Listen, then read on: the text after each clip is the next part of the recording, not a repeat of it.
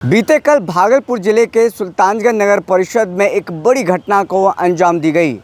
भागलपुर के सुल्तानगंज नगर परिषद में दो अपराधी मजदूर की भेष में घुसे और धुआंधार फायरिंग करना शुरू कर दिया, जिसमें कार्यपालक पदाधिकारी कृष्णभूषण प्रसाद की मौके पर मौत हो गई, जबकि सभापति राजकुमार उर्फ गुड्डू गंभीर रूप से घायल हो गए थे। इसको लेकर नेता प्रतिपक्ष तेजस्वी यादव हो या फिर तमाम जो नेता हैं वो प्रशासन को, सरकार को आड़े हाथ लेते नज़र आए थे। तेजस्वी यादव ने भी ट्वीट करके कई सारे बातें बताई थी। और आज की जो बड़ी अपडेट है, आपको बता दें कि पुलिस ने मुठभेड़ में आरोपी रामधनी यादव को पुलिस इनकाउंटर में मार गिराया है, जबकि दूसरा जो आरोपी है वो घायल है। तो हम आपको तस्वीर दिखाते हैं, सीसीटीवी फुटेज है जो सोशल मीडिया पर लगातार वायरल हो रहा है, जिसमें दो जो मजदूर के वेश में अपराधी जिस तरीके से घुसे हैं सुल्तानगंज नगर परिषद में और अंधाधुंध फायरिंग करना शुरू कर दिया।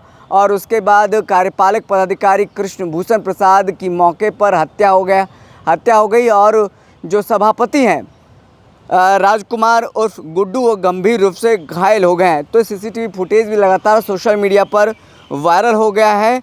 और उसके बाद आज देखिए, आज जो सुबह खबरें आई हैं कि जो मुख्य आरोपी है रामधनी यादव और उनको पुलिस इनकाउंटर में मार गिराया गया है, और जबकि दूसरा जो आरोपी है वो घायल बताया जा रहा है। तस्वीर साफ तौर पर रामधनी यादव की भी आप देख पा रहे होंगे, और दूसरा जो कार्यपालक पदाधिकारी कृष्णभूषण प्रसाद हैं, उनकी भी तस्वीर आपको स्क्रीन पर दिख रहेगी। वहीं आपको बता दें कि सोशल मीडिया पर जिस तरीके से बातें उठी और इसको लेकर तमाम जो राजनीतिक महकमा में आवाज़ उठनी शुरू हो गई, सरकार को घेरना शुरू कर दिया। साफ तौर पर नेता प्रतिपक्ष तेजस्वी यादव ने बीते कल सोशल मीडिया पर ट्वीट करके भी कहा था, एक्स पर पोस्ट भी किया था, भागलपुर में सरकारी अधिकारी के कार्यालय में ही गोली मारकर हत्या। प्रधानमंत्री नरेंद्र मोदी ने बिहार चुनाव में मारव सिक्सर के 6 गोली छाती में गाकर भाजपाई गुंडों को खूब प्रोत्साहित किया था। अब तो उन अपराधियों का ही सीएम है। बीजेपी सरकार में हत्या होना मंगलराज की श्रेणी में आता है।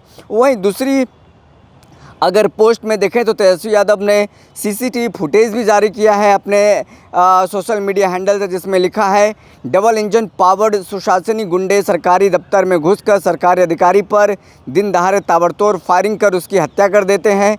21 साल से सत्ता में बैठे नकारे निकम्मे, डबल स्टैंडर्ड के डबल फेस्ड सरकारी गुंडे अपने निजी गुंडों का बचाव करने के लिए अतार्किक गुंडई भाषा का प्रयोग कर 21 सालों से कुकर्मों को ढकने का प्रयास करते हैं।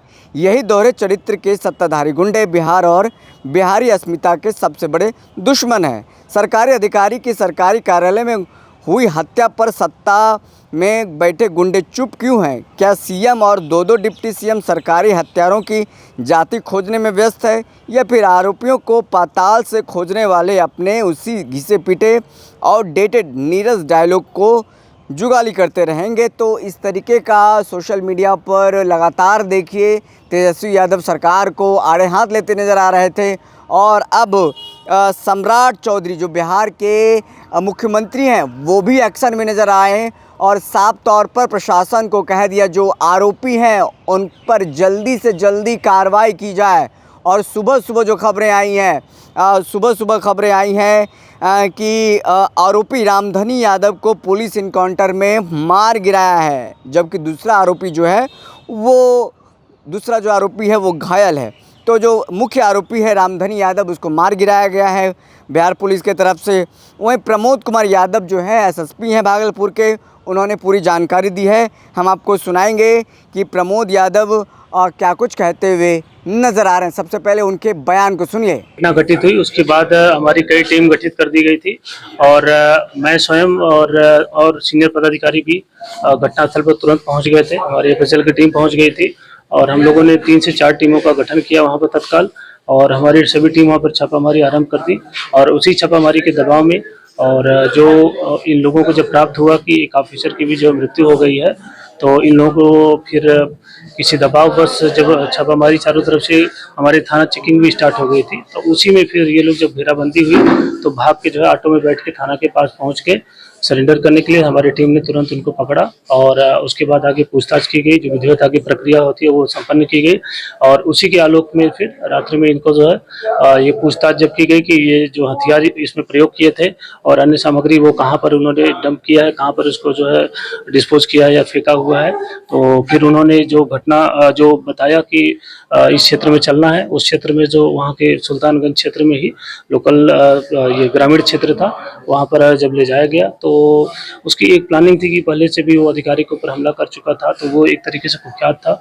और जब हथियार उसके मिलने की संभावना हुई तो लगा कि कन्विक्शन हो जाएगा, जो भी चीज़ें होती हैं।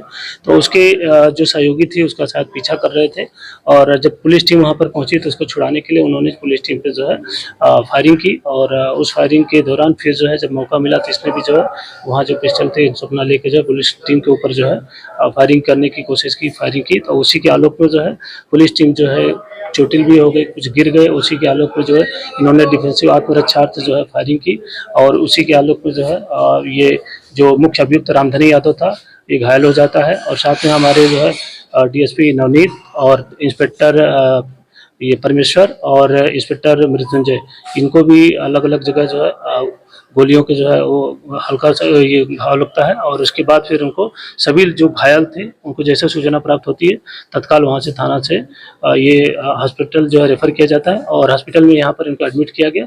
एडमिट करने के उपरांत जो डॉक्टरों की टीम ने जो प्राथमिक उपचार आरंभ किया तो उपचार के कुछ देर बाद जो है डॉक्टर्स की टीम ने जो है जो यहाँ थी उन्होंने जो है जो मुख्य अभियुक्त था रामधनी यादव उसको मृत घोषित कर दिया कि उसकी मृत्यु हो चुकी है।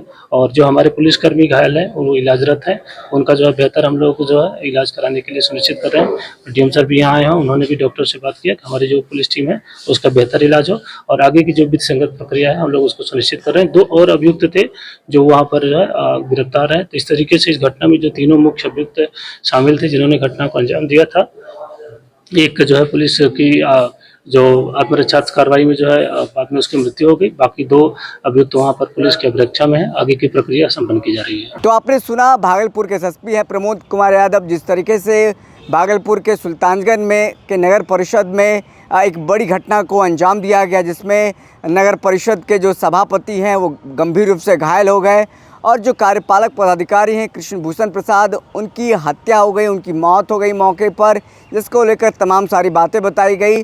और जो पूरा जो ऑपरेशन है वो सफल किया गया। कई पुलिसकर्मी इसमें घायल बताए जा रहे हैं, उनका इलाज चल रहा है।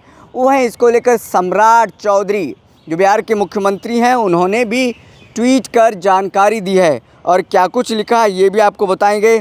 देखिए, उन्होंने कहा है, अत्यंत ही दुखद घटना में सुल्तानगंज नगर परिषद के कार्यपालक पदाधिकारी श्री कृष्ण भूषण जी की असामाजिक निधन हो गया। उन्होंने अदम्य साहस और कर्तव्य निष्ठा का परिचय देते हुए अपने प्राणों का सर्वोच्च बलिदान दिया। शोक संतप्त परिजनों के प्रति इस अपूर्णीय क्षति पर गहरी संवेदनाएं प्रकट करते हैं। तो साफ तौर पर जो सम्राट चौधरी बिहार के सीएम हैं उन्होंने इस घटना को लेकर क्या कुछ कहा आपने देखा और साफ तौर पर कहा है कि शोक संतप्त परिजनों के प्रति संपूर्ण क्षति पर गहरी शोक संवेदनाएं प्रकट करते हैं। उनके परिवार को 25 लाख रुपए की आर्थिक सहायता प्रदान करने अथवा दिवंगत अधिकारी के दाह संस्कार को राजकीय सम्मान के साथ संपन्न कराने का निर्णय लिया गया है। ईश्वर दिवंगत आत्मा को शांति प्रदान करे और परिजनों को इस कठिन समय में धैर्य एवं संबल दे। ओम शांति। तो ये कहना था बिहार के मुख्यमंत्री सम्राट चौधरी का। वहीं जेडीयू की तरफ से जो एमएलसी हैं वो भी लगातार इसको लेकर के कई सारे बातें कहते नजर आ रहे थे, वो भी हम आपको सुनाते हैं। अपराध का सनक चढ़ गया था रामधनी यादव को। सुल्तानगंज के नगर परिषद के कार्यपालक पदाधिकारी, उनका परिवार और बच्चा रो रहा है। लोकतंत्र में जनता की अदालत से चुने गए सभापति, उन पर गोलियों की बौछार करना कानून का राज है। अभी तक तो पैर में गोली लग रही थी, पुलिस पर हमला करने की कोशिश किया तो कलेजा पर फटाफट गोली। अपराध करोगे तो कड़ा अंजाम ही नहीं होगा, बल्कि मुकम्मल ऐसी कार्रवाई होगी कि तिहाड़ नजीर के रूप में अब देख रहा है। तो आपने सुना नीरज कुमार जो जदयू एमएलसी से मुख्य प्रवक्ता हैं जदयू के, उन्होंने क्या कुछ कहा। और अब अपराधियों की नहीं चलेगी, बिहार में सुशासन की सरकार है, एनडीए की सरकार है। फिलहाल इस खबर में इतना ही, हमें दीजिए इजाज़त, फिर मिलते हैं किसी बड़ी खबर के साथ। तब तक के लिए बहुत बहुत शुक्रिया। Like, share, and subscribe. www.thefollowup.in